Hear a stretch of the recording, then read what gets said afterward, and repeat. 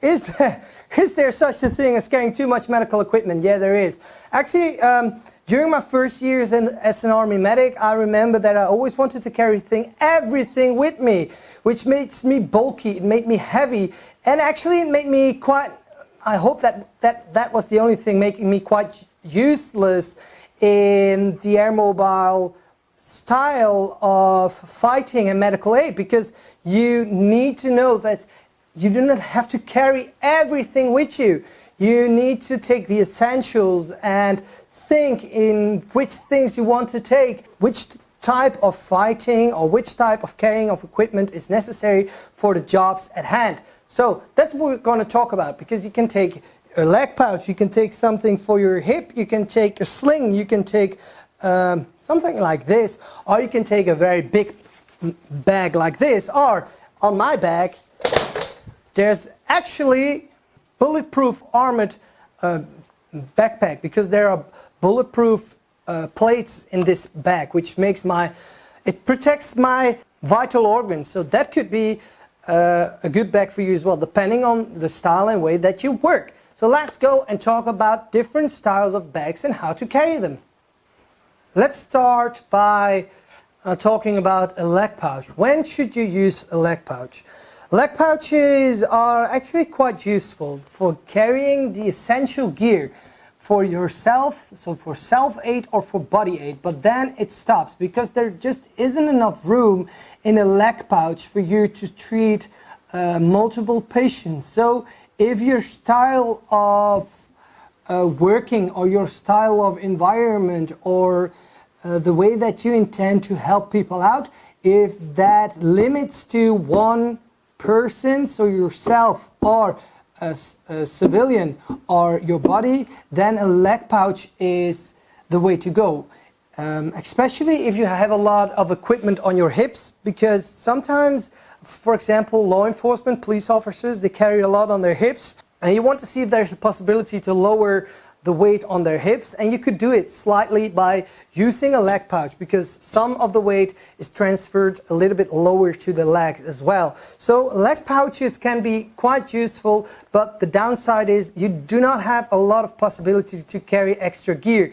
This is the Merit leg pouch, and it's still in development state, because we are trying to make a leg pouch which suits the needs of the Dutch law enforcement brilliantly. So that takes a little bit of time. This was one of the first examples that we used.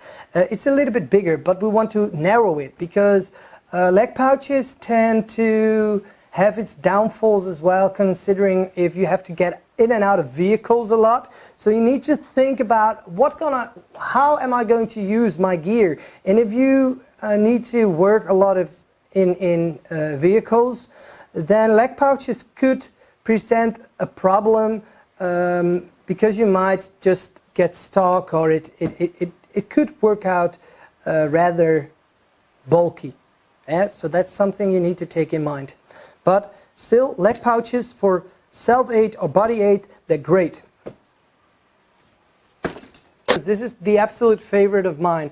Also the leg pouch, but also the PPE PRO from Merit. It's for on your hips, but they're hands-free solutions, and that is absolutely necessary, considering the way that we use our gear in first aid under danger. There's a lot of shooter activity, there might be explosions, so you might have to evacuate your patient all of a sudden, which means if you have a bag on the ground, people intend to forget them, and then you cannot treat your patient any longer, because your bag is still on the other side of the road and you are here. So we always try to find solutions in which you carry your gear on you, and this is the best example, in my opinion.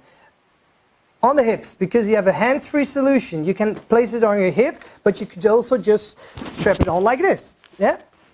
Then it uses it's useless in the sense of it isn't on your body anymore, so I do not use it, but know that you could use it like this as well. So I'm going to take this one off because we never used them. This is great. Why? Because you can carry gear for yourself, for self-aid, but also carry more gear for victims. We see that the Dutch ambulances and fire brigades tend to use these kinds of bags more and more, but cheap versions of them. And I think that's very, very poor decision, and I'm going to tell you why. Because the content in the bags is very expensive. It is. Hemostatic dressings are very expensive. Tourniquets are very expensive. Then the bag surrounding them that should cover them for rain, for dirt, for all kinds of environmental settings, the bag is just the cheapest bag that they could have bought. And I think that is a very big mistake. All the Merit bags have a lifetime warranty, and they're absolutely solid and rugged bags. So that's why I always say, guys, just spend a little bit more for a bag that gives you lifetime warranty, but protects your gear inside. So Merit takes care for your gear, so you can take care of your patient. That's the slogan that I tend to use when I talk about Merit bags. But why do I love this bag in particular? Well, they thought of so much. There is a possibility to put your scissors in here, and I always have it on scissor leash, whatever. What I want to say is you can put it on here, and if you use your scissors, it's still on you. So even if you just use your scissors a couple of times and didn't put it back yet, if something happens and you stand up and run away, the scissors are still attached to you because the bag is attached to you. You can put your pencil here. I've trained some emergency medical services here in the Netherlands, and the bags that they use and that shows just how people think. The pencils that are in those bags, there's just one way to put the pencils, and it's like this. Because because there is a strap on here on the pencil, if you put it the other way around, it falls out of the bag. But the problem is, keeping a pencil like this for a prolonged period of time, what will happen? The pencil will dry out, and as soon as you need to use it, it doesn't work. So that's just silly, guys. Think how you're going to use your equipment once again. So that is why Merit choose to do it like this. Ta-da! Problem solved. It isn't that hard. You can place it here, or you can place it here. And then you have some, you might have a reflex scope or lamp underneath here that you can use. And within the bag, there's a possibility to store about 4 times the essentials of four tourniquets, 4 hemostatic dressings, 8 chest seals, some 10 by 10 gauzes. You can put some rescue blankets or miler blankets in it as well. It has a lot of room. And for those that need just that little bit of extra room, there's another possibility also, because it has a TS2 ready system, which means opening up here, you'll see you have the possibility to attach another bag on here, which will give you even more room, and I'm going to show you what I mean. And there you go. And now all of a sudden you have more room on your bag, and you have a second compartment which you can use for all kinds of other gear. So for those people that always want to carry more and more and more and more, my sergeant major always said, don't carry so much, Nick. Just take the essentials, distribute it, all your stuff among your other privates or soldiers that are in your company. So my sergeant major's name at the time was Harry. So Harry, thank you very much, because if you haven't said that, I still probably would be walking around with my 120 liters backpack with all kinds of medical stuff, and 120 liters of backpack with my army stuff in it as well. So thank you very much for that one. But as you can see, if you want to, and I do not recommend it because it's not necessary, you can make it even bigger. But the name of the bag is the first in, which means you're the first one in. So you need to be quick, you need to be flexible in your movement, but also in getting out and getting people out. So this one is a very good bag. I love it. Yeah, thank you very much. This is all about the First In Pro. It's a backpack, it's a pack for your hips. This is a sling, and a sling is very useful for people working on high altitudes or high elevation, mountaineering, but also doing rescue work, on higher grounds, which means that you need something close to your body. You can secure this piece on your belt, but there still is a possibility. I need to, let me see, here it is. Also for your scissors again, you can place it here. Also for your pencil again. But you can just put everything in here, and if you want you can just turn it around and you have some other, you can store some other equipment here as well. But you can see you do not have to take this one off, you can leave it on your body, so especially for people that work on high altitude or people that need to work in very tight situations, so rescue work when a building collapsed and you don't have a lot of extra spare room to get in all those cracks and crannies, you can just grab a rescue sling, and the rescue sling works great for those types of situations. And then the bag everybody has been waiting for, the Savior 7. I love this bag, I absolutely do, but as I told you, I prefer bags which I do not have to take off because of the environmental issues. Yeah, you might be in a hot or warm situation, and as soon as a warm situation goes too hot, you need to evac. Yeah, you need to get your victims out, which means that you could risk forgetting about your bag, and it happens. So that's why, for example, law enforcement here in the Netherlands, I should recommend those people to carry their gear in the leg pouch and do not store their medical equipment in their cars, because if you store things in cars and you're on the way, you're walking around, make sure that you have an issue as soon as people start shooting or there is an explosion. You might not be able to get to your car, you might be injured, why you cannot go back to your car, which means that you are bleeding out while somebody else is trying to get your bag. So make sure that you always have the possibility to have some gear on you. But if you have to make a stronghold somewhere, this could be a very good bag. Yeah, because within the bag you have the possibility to store a lot of extra equipment. Yeah, but it is still very slim. It's a slim bag. Yeah, and that is what I like. I do not like the bulky, really big bags. I like my girls slim, like this. This you can alter with different kinds of text and different kinds of logos as you see fit. But what I can show you is that there are different compartments in which you can store different goods and goodies. You even can take this all out and throw it. So, for example, this could be a group bag, a group medical bag. As soon as something goes wrong, you can take it off and just throw it to the people that can help out. But this bag also makes sure that you have the possibility to keep your bag safe. If you're not in the possibility to wear a bulletproof armored plating, you can put it in your bag. Yeah? Now you have bulletproof armor plating within the bag, and all bigger merit bags have the possibility to use armored plates. Is it always necessary? No. But is it a good thing that they are inside? Yeah, but they're optional. They're not standard because they cost an extra. So in my personal bag, I have a merit bag for my personal needs. I always have an armor plate in it because you never know when a situation strikes. It doesn't have to be somebody shooting at you. It might be somebody trying to stab you, and you can just hold your bag in front of you. If somebody does shoot, you can hold your bag in front of you trying to save yourself. So there is a market and there is a place for bags like this. And in the army there's also a place for a bag like this, because this could be a perfect medic bag.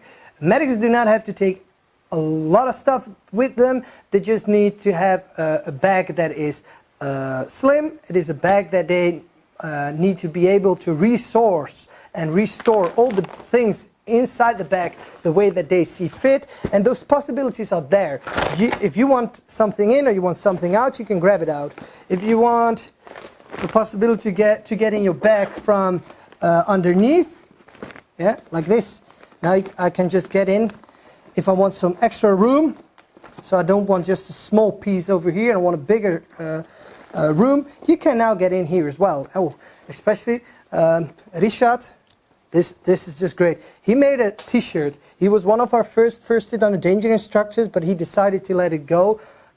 Too bad, Richard, because I think you're a great guy, and I love that you just, on his own, he made this t-shirt, and I just love it when people do stuff like this and they're proud to be a first aid on a danger instructor. It means that we're doing a good thing, and it means that we're on the good way. So Richard, thank you very much for sending me this first aid on a danger instructor t-shirt, and I'm proud that you made one, and I hope that you reconsider and start being a first aid on a danger instructor again, because I know you're up to the task, and I know that you can be a very great instructor in first aid under danger. So it's always in this bag, yeah, so I can show it people. So the Savior 7 is a great bag. If you need more storage, if you need more space, use it with or without the armor plating. So then I know there are some special type of forces here in the Netherlands. For example, the guys that do the security of our king.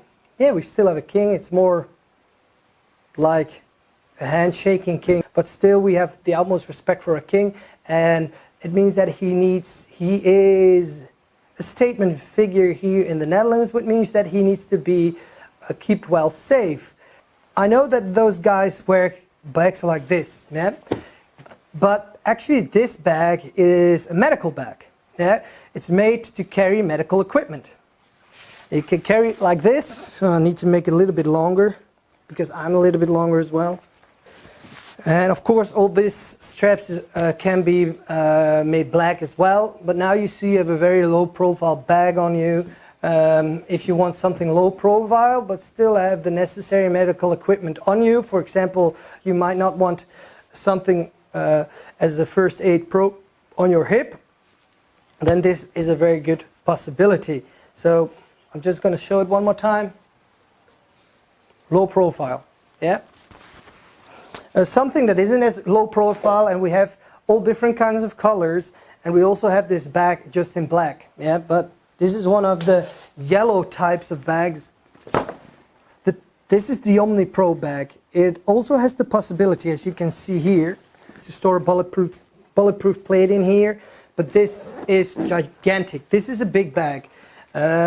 You can carry it like this. You can carry it over your shoulder, just like this, yeah, but you can carry it as a backpack as well, like this, yeah. So they thought of every possibility in every scenario, that if you're an EMT in the Netherlands and there is a situation in which you go to and all of a sudden you need to evacuate your patient that you were helping, you can just strap it on like this, which gives you two hands to carry somebody or to grab additional gear or additional stuff. So you can just wear it like this. And once again, if you need to get out of there and keep yourself safe as well, you have the possibility to put in there a bulletproof plate. So this is a really big bag, and I wouldn't recommend it for those that just need to carry some gear. If you need to be stationary for quite a while, this could be a very good bag. If you have a first aid post somewhere, this could be a very good bag. But I wouldn't recommend it in a terrorist situation or a mass casualty situation. Then I tend to use smaller bags. But this is an absolutely great bag, and for the EMTs or the ambulance services here in the Netherlands, this would be a very good and great bag because it has a lot of possibilities. You can carry oxygen in it. As you can see, there's one extra module on this one. It has the same TS2 ready system as the First in Pro bag has. So you can module the bag as you see fit, and I believe that that is a big plus for the merit type of bags. So this can be something for people that need to carry more stuff, more equipment, and more than the equipment that focuses on the 3 types of preventable death. And the preventable death that First Aid Under Danger focuses on is massive bleeding, tension, pneumothorax, and it focuses on airway obstructions. Those 3 is what we focus on in the First Aid Under Danger course. So then you have too much equipment with you, but it is a possibility. Within all those types of bags, you also have the possibility to just go small, like this. This is called the trauma cube, and the trauma cube could be placed within a different bag because it has the Velcro on it, but it could be a bag on its own as well. And in this bag you can place the essentials. It has a little bit more room than a leg pouch, but it isn't for carrying on you. It is to put it somewhere or hang it somewhere that in case of an emergency you can grab it, open it up and see what is inside, and start helping your patients. It's made for the three preventable death scenarios which we can treat, and it easily fits within the trauma cube. So this is a possibility. Stationary possibility might be the best one, but also, for example, you can place it as you saw in the Savior 7 bag. You could place it in the Savior 7 bag and just grab it out as soon as there is a trauma case that you need to tend to. This is the smallest bag that we have, and you can just click it on your belt like this, and now you have a very small belt with some medical first aid equipment. So if you do not want to carry a leg pouch, not everything but a few items, in this case there is a Russell chest seal in it, there's a hemostatic dressing by Cytogas, there's an emergency bandage in it, there's a small scissors in it, you can still place some gloves in it, and you could, but Merit needs to make this a little bit wider because then you can put your tourniquet underneath here as well. So then you have quite a good gear for some self-application purposes. You don't have the possibility to carry everything. For example, there is no possibility to carry a Mylar blanket or a rescue blanket. But hey, you need to, as I started the video, you need to outweigh the possibilities. But know that we have a lot of different bags, and the PPE Pro is the smallest bag that we have. I hope that I could point out different ways to carry your gear, and I hope this was an interesting video for you guys. I love making these kinds of videos, and I love playing with all different kinds of bags. And if you think why I'm looking over there, all the bags are lying on the ground over there, so I'm going to show you. All the bags are over there, you see? Yeah. So, a little bit like this. Oh, it's okay. It's just the finishing part. So, thank you very much for watching this video. It was all about bags and all about carrying your gear and the cons and pros for carrying different kinds of gears, and why you should or why you shouldn't carry different kinds of gear with you. Keep in mind that the situation always dictates which kind of gear you're going to use. So good preparation is essential for all of you guys that wants to carry your medical equipment, and maybe different equipment as well. The situation always dictates what you take with you. Thank you very much for joining me on my First Aid Under Danger channel. For now, I want to say thank you very much for watching. And please subscribe to my channel. Yeah, please subscribe to my channel. I welcome you with open arms in my First Aid Under Danger communion, and together we can make even better and even more videos all about medical first aid, about first aid under danger, and maybe we could start doing some tactical stuff and mixing it in together with the medical stuff, some tactical, some medical, and see what we come up with. So thank you very much for joining me on my First Aid Under Danger channel. For now, thank you and bye bye.